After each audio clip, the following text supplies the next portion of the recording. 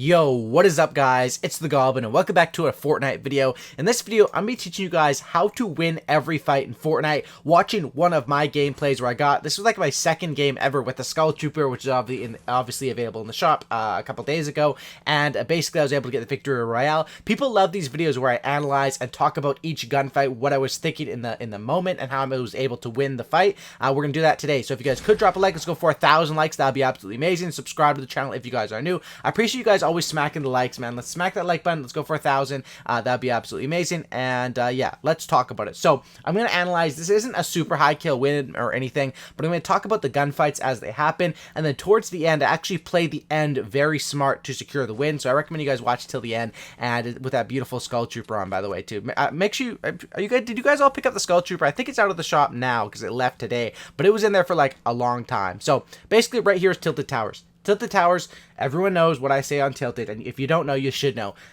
Step 1, find a shotgun. Step 2, find a shield. And as you guys can see here, when you get a shotgun, it all comes down to headshots. And those first 2 kills were just one-shot kills to the head. And if you're going to have a tac or a pump or any shotgun except the double barrel, you have to focus on headshots. And that's basically what I'm doing. Boom. Once again, 3 for 3 of headshots. If you have a good shotgun shot, land Tilted Towers. And if you don't have a good shotgun shot, land Tilted Towers so you can get a good shotgun shot. You know what I'm saying?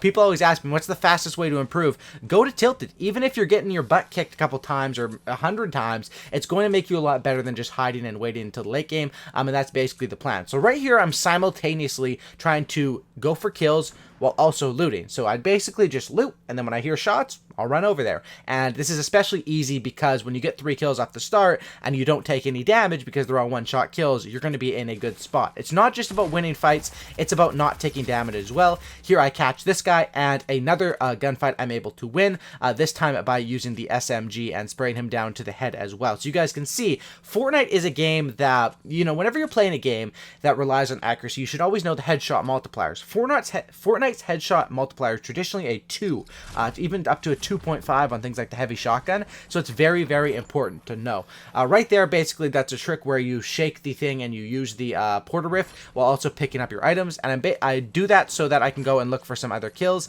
and I find a guy over here.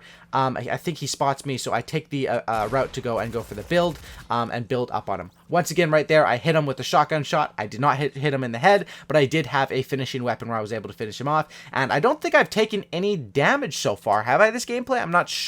Maybe, you know, before when I was doing the intro. But it's looking like I've taken like basically no damage this game, and that's because I'm winning gunfights, but I'm winning them convincingly with good accuracy, good peeking techniques, so that I'm still at 100 and 100, and I have these heals. Okay, even if I had won those gunfights and I took damage, sure, I would have had those heals to be able to heal back up, but you know, I'd waste the heal. I would have the same health, but I wouldn't have the same inventory. I leave Tilted with 5 kills, which is kind of low, to be honest. That's going to happen. When bus routes are farther away, it's going to happen, but I know that, so I make a quicker rotation, and that's why, obviously, I kind of have to rotate with the zone anyway. You kind of want to move in with the zone, but zones move quicker since that update like 3 weeks ago, so it's something to be aware of as well. At this point in the game, I'm moving in, and I have a decent amount of mats. Obviously, if it was late game, I'd probably want to farm up a little bit more mats, but I saw a guy, and I was chasing him down here. Obviously, I see a build fight going down there,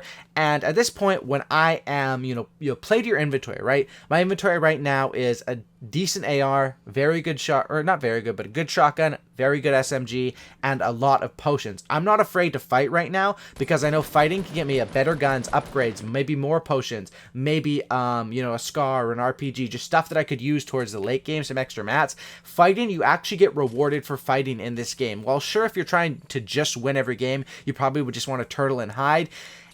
You're going to be going into late. If you land Junk Junction, you move in with the storm and don't fight anyone, you're going to be like using some bad weapons late game, unless you get lucky loot. Right here, I'm built up, and I try to block that guy off because he tries to take the high ground. He basically messes up by when he does get the high ground above me, he doesn't keep building, and what I do here is I just build up to the sky because I see another person coming in on me. Right there, people love to do that double build up to cover themselves, and while it may cover themselves from being shot in the head, you can just shoot down 2 ramps, or if you have a perfect angle like I did right there, 1 ramp to be able to win that gunfight and knocking people people down, while it can be cheesy sometimes, is a really easy way to win. Right here, of course, having height advantage, that guy didn't even know I was up there. I get some good damage into him, and then right after I do that, my next strategy is going to be to push him right away. And this is where the P90 having extra magazines comes in handy. A gunfight like that, if I had an SMG, I would have had to done one reload there, and who knows, I could have got sniped in the side. And that's the great debate between the SMG and the P90, which I talked about in my last video, which surprisingly, yes, it is a debate, and there is strengths to the P90, but there are strengths to the SMG as well. So right there, I got some good fights going down. Those fights you got to watch out for, because those are where you're going to die a lot of the time, is in those mid-game fights when you're getting third party. Now, it's not hard to fight off two people if you're 100 HP, 100 shield. Where you get in trouble is when you take on a straight-on gunfight, and maybe you beat the first guy, but you only have 50 or 70 health left, and then the other guy pushes you. That's where you get in trouble, and that's why what I stress is watch how I'm winning these fights. I'm not just winning these gunfights, like I'm beating the guy like, oh my god, I didn't die.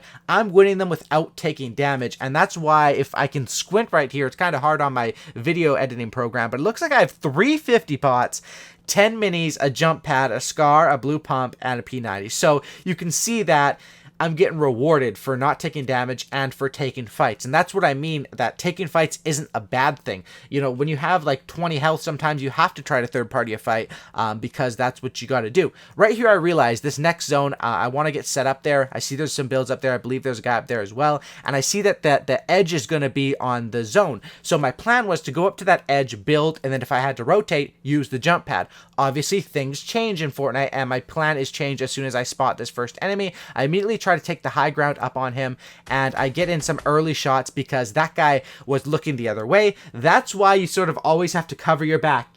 Obviously, he didn't hear me coming because I was too far away, but I hit him with 3 headshots in a row with the gold scar for 72, 72, 72.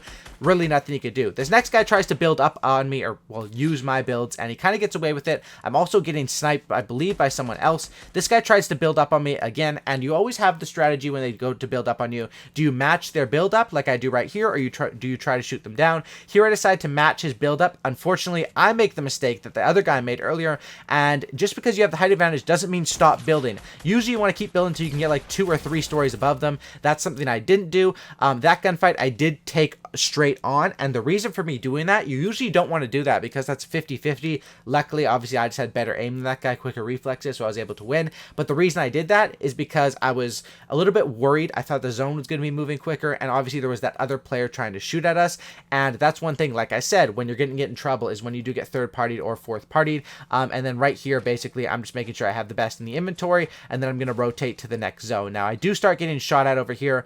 Make sure you always grab people's loot. A lot of times when I get done fighting 1 or 2 people, sometimes I'll forget their loot, which, I mean, it'll happen sometimes, not every time, but it'll happen. And anyway, I realized, hey, the zone's going to come in. I'm just going to jump pad out of there and go to this far side. Usually fights are going to take place on the edges of the zone. You know, most people don't chill in the middle because that's a horrible spot. You can be shot at from any angle. But at the same time, it could, if you're using reverse psychology, you're trying to outsmart, it is a horrible spot, but when no one else is going there, you can sort of make that your home. Anyway, I jump pad over here, and I do see a guy moving in with the storm. Whenever you see people moving in with the storm, or like in the storm, it's always more incentive to go after them, because most likely those are the people that will be sort of weak already. This guy, go for the build fight. He obviously wants no part of it. He drops down. He goes to build up again. I go for the build fight again, and he doesn't want a part of it anyway. So I realized, just by the way this guy's playing, I can sort of predict that, okay, it looks like he's kind of weak, just the way he's playing. I crack him in the head for 110, and now I know for sure this guy's weak. And then definitely, I mean, this is the play style of someone who's weak. They go and they try to turtle and try to box up, and you can kind of tell based on the way people play. Not always, because some people are just campers or people that like to play defensively or offensively, but usually you can tell based on the way a person's playing. Like, if I'm 100-100, I'm not going to be boxed up. You know, it's usually when I'm weak and I want to pop some shields, that's when the player has me boxed up. I use that, and I take that advantage and win that gunfight. Next, right here is a top 4 situation where I play this one out not aggressively. I play it super safe, and this is how you can convert on wins. So I realized that everyone's there up on those mountains. If I poke out, I'm gonna have to take on terrible gunfights. So what I do is I play this small zone, and I just hope that the next zone was gonna be going back to where my back was. I got lucky, and the zone was there. Obviously, if the zone had been the other way, my plan probably would have been to wait and then push in with the zone, build to sort of cover myself. It would have been a lot harder because the zone was on me, and this is why this game is RNG. It is up to luck sometimes. I get the zone on me, and I'm like, okay, my plan right here is to simply build in with the zone, move with it, and wait for people, because hopefully they're all gonna, I knew there was 2 other people, or I think there was 3 other before this, they were all gonna be fighting it out while I move along, get to the zone, turn around, easy shots. That's what I think is going to happen. What really happens here is that one of the players does have a jump pad, gets over my head. So right here, this guy takes a shot at me, but I don't want to fight this guy at all. He has the better spot, he has a sniper, he has the height advantage, but I have one thing which is key, which is the storm advantage. And if I was being dumb here, I'd be poking on him, trying to take some shots, but I'm like, I don't really need to do that because I have the storm advantage. Now, he had item advantage, and that's what makes this game so good. Is there's so many things to take into account. He or the other player, someone goes flying over my head with like a jump pad or something like that, and they get up over to this other side. Anyway, I make my move on the ground, and I try to build fight this first player, and I do get the height advantage up on them, but I am always cautious that there is a third player here who could be willing to want to shoot us down. So you have to pay attention to that. I hit this guy, I barely do any damage to him, but he does turtle up immediately, and I'm basically following the storm. At this point, when it's 3 people left, you don't want to be in the middle of it. You want them two to be fighting. You're on the outside coming in third party, and then he obviously takes third parties that are not really third parties. They were fighting before. This guy builds up on me, and I made the wrong decision there. You know, when I point out these gameplays, I point out things I did right, things you can learn from, but I'm also going to point out things I did wrong. And you know, when you win a game, it doesn't mean you didn't make hundreds of mistakes during the game. You know, small things, right? So by me trying to shoot that guy down when he had double ramped, you know, having 2 of them, which obviously I had to shoot 2 down to break the connection there, he was able to get above me, which was okay. You know, height advantage is definitely better than being low most of the time, but you know, you got to know how to play down low as well, which I do. I'm blocking off my head, and then I'm waiting for this guy. I know he eventually has to come down here to fight me. He drops down, and I kind of outsmart him here because I wait for him to drop down, and I use that as my opportunity to show off a little building skills and take the height advantage up on him. Another reason why height advantage can be good late game, but it also can be bad if you can get knocked down. But because there's this mountain here, I just connect my walls all to this mountain, and I feel pretty comfortable because you can't shoot down a mountain. That's part of the map, and that will protect me. This guy sort of realizes that and tries to build up on me, but when I maintain this height advantage, this gunfight is all mine, and I have all the control here, and there's no reason to drop down until I get him weak or until I know that I have a free shot, and that's what I do. Just patient. I drop down because I realize that he's definitely hiding down here. I don't see any movement for a while, and I know that the next zone, the storm is moving in, and I have to move with that anyway. If the storm wasn't moving, or if it was on me, I probably would have just stayed up there forever, but I move in, and I'm able to eventually spray this guy down and get the victory royale. So that's sort of how my mindset went into different fights. You can see sometimes I made the right decisions, sometimes I made the wrong ones, but that's how you can win every single fight, is by taking them, you know, taking your attempts at them, thinking it through, but thinking it fast, and split-second decisions that have to be the right ones. It is tough. This game is hard. You have to combine aiming, building, and smart decision-making, which can be very, very tough, but it's super duper fun. Thanks for watching. Drop a like, subscribe if you guys are new. Have a great night, and I'm out. Peace.